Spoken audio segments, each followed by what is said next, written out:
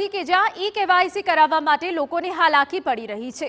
સુરત જિલ્લા સહિત શહેરમાં પણ ચિંતાજનક સ્થિતિ છે। શહેરની વિવિધ પુરવઠા કચેરીમાં લાંબી કતારો જોવા મળી રહી છે। રેશન કાર્ડના લાભ માટે ઈ-કેવાયસી ફરજિયાત કરાઈ છે। ઈ-કેવાયસી માટે પૂર્ણ પુરવઠા ઝોન કચેરી પર વહેલી સવારથી લાંબી લાઈન લાગી છે। ઈ-કેવાયસી માટે લોકો અનેક દિવસથી ધક્કા ખાઈ રહ્યા છે। 2 મહિના પહેલા તારીખ માટે ટોકન આપ્યા છતાં નંબર હજુ સુધી નથી લાગ્યો।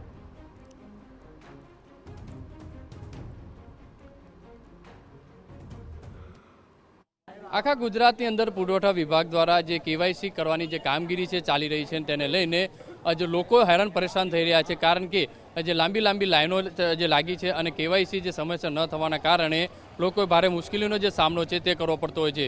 ત્યારે સુરતની વાત કરીએ તો સુરતના અલગ ઝોનની અંદર જે પુરવઠા ઓબ્લિક છે તેની અંદર વહેલી સવારથી લાંબી લાઈનો છે તે જોવા મળી રહી છે।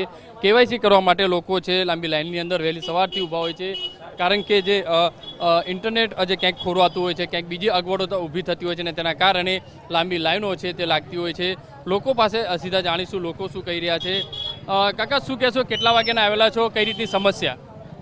અમે આ 9 વાગે આવ્યા છે તો હજુ લાઈનમાં ઊભા રહ્યા છે ને હજુ કંઈ મેળ પડ્યો નથી। કેટલી મુશ્કેલી, શું કેવું છે આ બાબતે? આ મુશ્કેલી છે, હવે કામ ધંધા માટે બી તકલીફ પડે છે। હવે એમાં કોઈ લાઈન બરાબર ચાલતી નથી, કોમ્પ્યુટર બી અંદર ડાઉન ચાલે છે। હવે કાં સુધી અમે ઊભું રહેવું? શું કહેશો, કઈ રીતની સ્થિતિ છે, કેટલા વાગે આવ્યા, કઈ રીતની મુશ્કેલીનો સામનો? અમે 9 સાડા 9ના આવ્યા છે અને અમારો 68-70 નંબર છે। આવું 4-6 મહિને કંઈ ને કંઈ કર્યા કરતા હોય।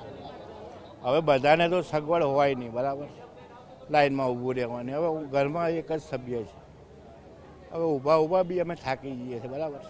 કેટલી સમસ્યા, શું કેવું છે? અમે તો જે આવ્યા છે ને અત્યારમાં ટોકન આપ્યો છે। પહેલાં ટોકન માટે લાઈનમાં ઊભું રહેવાનું, પછી ટોકન લઈને આ લાઈનમાં ઊભું રહેવાનું, પણ આગળ ખ્યાલ નથી આવતો શું કરવાનું। લાઈનમાં તો ઊભા રહી ગયા છે કેવાયસી માટે। એજન્ટો ડાયરેક્ટ જતા હોય છે, એ ક્યાંય ખ્યાલ નથી, અમે લાઈનમાં ઊભા છે। પાછળ જોઈ શકાય છે વહેલી સવારથી લોકો છે તે લાંબી લાઈન લગાવી રહ્યા છે, કારણ કે ટોકન આપવામાં આવી રહી છે અને ટોકન બાદ જે લાઈનમાં છે તેમને ઊભા રાખવામાં આવી રહ્યા છે। મહત્વની વસ્તુ એ છે, લોકો સાથે વાત કરીશું। બેન, શું કહેશો, ક્યારના ઊભા છો, કઈ રીતની સમસ્યા? 2 કલાકથી ઊભા છે, વારો હજુ નથી આવ્યો, બધે વચ્ચે ઘૂસે છે। તકલીફ તો શું કરવાની, લાઈનમાં ઊભા રાખે, સરકાર કંઈક કરે તો સારું। હવે એજન્ટો ડાયરેક્ટ ઘૂસી જાય છે? હા, એવું છે, કે છે, બધા વાતો કરે છે, બાકી ખબર નથી શું છે। બેન, ક્યારના ઊભા, કેટલી સમસ્યા, શું મુશ્કેલીનો સામનો, ઘરના કામ મૂકીને અહીંયા લાઈનમાં ઊભું રહેવું પડ્યું? બસ આ બેન કે એમ જ ઊભા છે ત્યાં કલાક થાય છે।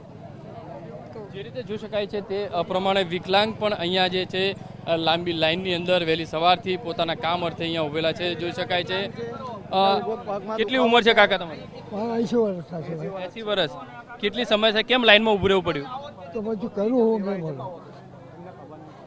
કેવાયસી માટે? હા, જે રીતે જોઈ શકાય છે કે લોકો છે વહેલી સવારથી લાંબી લાઈનની અંદર છે, પછી કેમ અહીંયા ઊભું રહેવું પડ્યું છે ઘરના કામ મૂકીને અહીંયા લાઈનમાં? ટ્રાફિકના હિસાબે, ઘરનું ઘરે કામ પડ્યું છે એના હિસાબે। જે રીતે જોઈ શકાય છે કે અહીંયા લાંબી લાઈન છે। સુરતના અલગ જે ઝોન ઓફિસો છે, પુરવઠા ઓફિસ છે, ત્યાં વહેલી સવારથી લોકોની લાંબી લાઈન લાગી રહી છે। મહત્વની વસ્તુ એ છે કે જે અગવડતા અને બીજી બાજુ જે એજન્ટો છે તે બારોબાર જે છે ટોકન લઈ અને કામ કરાવતા હોવાનો જે આરોપ છે તે પણ લગાવી રહ્યા છે। ત્યારે જોવાનું રહ્યું કે આ જે લાઈનની જે સમસ્યા છે તેનું નિરાકરણ ક્યારે થશે। કેમેરામેન સંજય ચંડલ સાથે બલદેવ સુથાર, TV9।